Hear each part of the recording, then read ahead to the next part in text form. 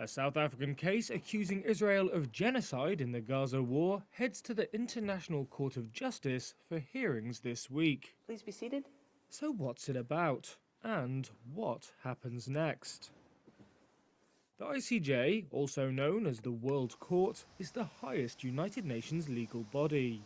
It should not be confused with the International Criminal Court, also in The Hague, which handles war crimes cases against individuals.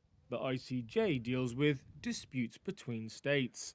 That's often about borders, but increasingly includes cases by countries accusing others of breaking UN treaty obligations.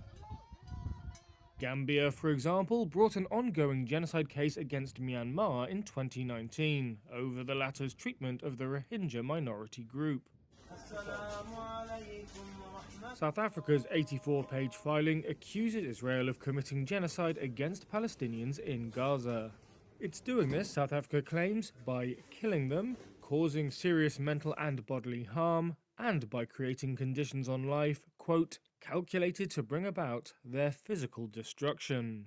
South Africa, which has a long history of supporting the Palestinian cause, also alleges that Israel has failed to curb incitement to genocide by its own officials, in violation of the Genocide Convention.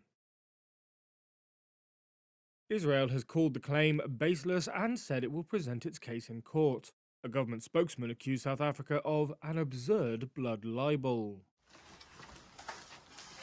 Israel began its bombardment of Gaza following Hamas's October 7th cross-border rampage, in which, according to Israeli officials, 1,200 people were killed. The Israeli military says it tries to avoid harm to civilians, but blames Hamas for embedding fighters within residential areas, something the group denies.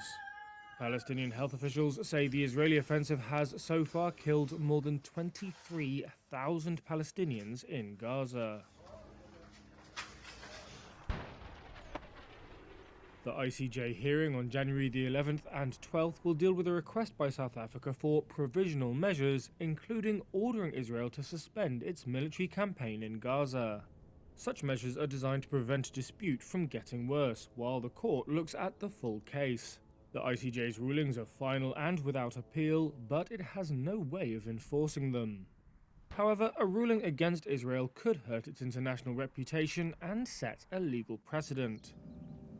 There are several hoops to jump through before a full case could be heard.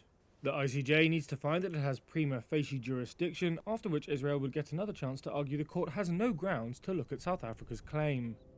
It is not unusual for several years to pass between the initial claim and the actual hearing of the case on its merits.